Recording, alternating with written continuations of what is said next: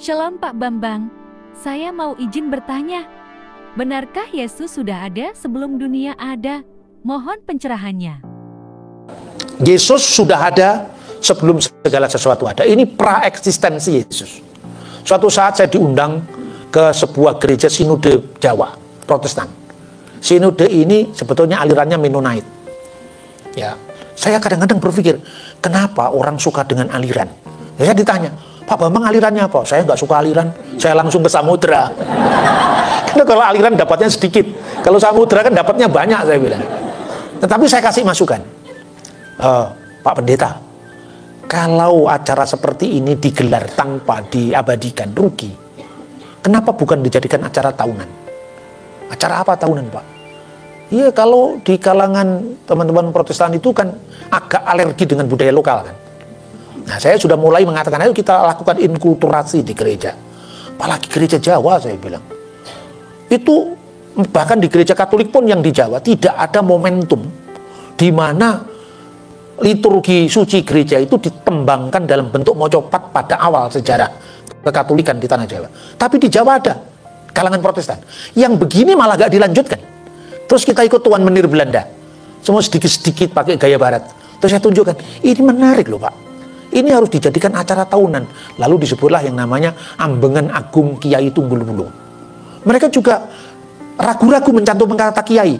Karena itu di kuburannya Tunggul Wulung itu di Jawa Tengah, di Pati itu hanya komplek pemakaman Kristen Tunggul Wulung. Kenapa nggak ditambahi kiai? Loh, kiai kan Islam Pak. Itu Islam rajin mengurus hak cipta. Padahal itu bukan miliknya Islam, itu miliknya orang Jawa. Mulai dari Kiai Semar Bodronoyo sampai Kiai Pradah Gamelan di Ludoyo itu. Kiai itu adalah sebutan hormat bukan hanya kepada sosok yang dituakan, tapi pada benda yang dikeramatkan. Nah, tapi ketika kemudian gereja Protestan Jawa ini dulunya kontekstual, dulunya inkulturatif, begitu tahun 1930 itu kemudian distablatkan di Belanda, akhirnya harus ikut teologi dari Sending. Akibatnya mulailah gelar kiai dibuang. Kalau Romo ya cuman Romo kebatinan, gitu. Terus pakai gelar pendeta. Padahal pendeta itu justru Hindu dari kata pandit. Nah, ini minta maaf, saya tidak mengganggu kemapanan, ini enggak. Kalau Romo itu istilah Jawa, gitu. Kiai istilah Jawa. Pendeta itu istilah Sanskrit yang dijawakan. Jadi pandit kemudian pendeta.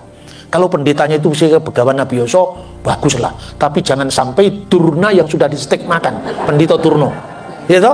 Jadi ada banyak matra-matra teologi lokal. Salah satu keunggulannya itu apa? Mereka punya semacam sistematik teologi yang ditulis dalam bentuk tembang mocapat. Namanya Kidung Roso Sejati dari Kiai Paulus Tosari. Saya sampaikan kepada desa-desa Kristen, ayo kita bikin ngaji Roso Sejati Kiai Tosari. Nah, kita ngaji pakai kalau perlu pakai gamelan, tembang Jawa.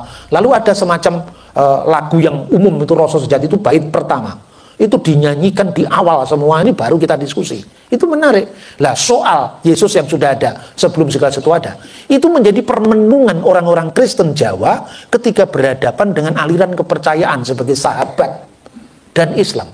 Jadi salah satunya itu gini. Kiai Tunggul Wulung itu dulu nama mudanya adalah ketika menjadi Demang itu namanya Demang Atmodirjo. Nah, kemudian dia itu terlibat dalam pemberontakan Pangeran Diponegoro. Makanya dia hilang, kemudian menyamar jadi kiai yang namanya Kiai Abdullah. Saat dia kemudian mau kembali ke Gunung Klut, di mana dulu dia berkarya sebagai seorang guru ilmu Jawa, dia bertemu dengan seorang petapa perempuan namanya Indang Sampurnawati. Anda tidak berhak menaiki gunung ini, Tuan. Itu hak saya, karena ini wilayah saya. Tapi Anda bisa naik ke gunung ini kalau Anda bisa mengartikan ilmu saya. Apakah itu, katanya. Kira-kira dua-duanya itu terlibat dalam bukan perdebatan, teka-teki filsafat gitu ya. Ratu adil rawuh mertamu, tamu mbage aki sing ditamuni sebiting tanpa sangu. Ratu adil datang bertamu, tapi anehnya tamu tadi yang menyilakan tuan rumah. Dia tidak dikenal sebagai tuan rumah yang sesungguhnya karena dia datang dalam kemiskinannya. Siapa?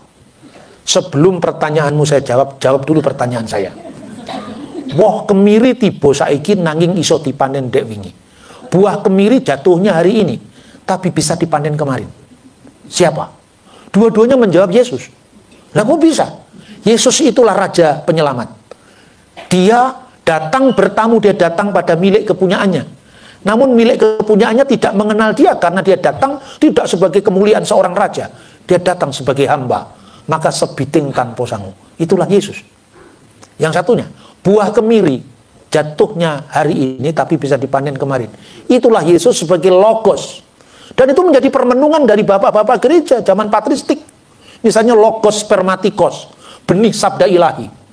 Setiap orang mengetahui bahwa Yesus itu adalah firman, logos yang ilahi, yang ada sebelum segala sesuatu, karena oleh logos ini Allah menciptakan segala sesuatu.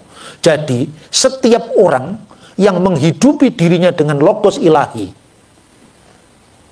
sekalipun dia tanpa mengenalnya, dia disebut Kristen sekalipun dia ateis. Ateis dalam konteks waktu itu apa? Yang tidak menyembah dewa-dewa Yunani. Jadi artinya apa? Yesus tidak hanya dikenal dalam wujud inkarnasinya sebagai manusia, tapi dia dikenal dalam wujud kosmiknya yang memenuhi segala sesuatu. Itulah konsep logos yang kemudian oleh Justin Martyr, Clement dari Alexandria, kemudian dipadu sedemikian rupa bahwa puncak daripada pencarian agama-agama apapun itu adalah matahari hikmat Kristus. Itulah yang pernah disampaikan oleh Paulus keempat. Hantarkanlah kami dari gelap kepada terang, dari simbol kepada hakikat, dari bayangan kepada kenyataan. Jadi kekristenan itu bukan musuh agama-agama lain. Kekristenan bukan musuh konsep agama yang berbeda, tapi kekristenan adalah puncak permenungan, jawaban seperti agama-agama dan pencarian manusia itu seperti fajar-fajar kebenaran yang menunggu matahari bersinar penuh.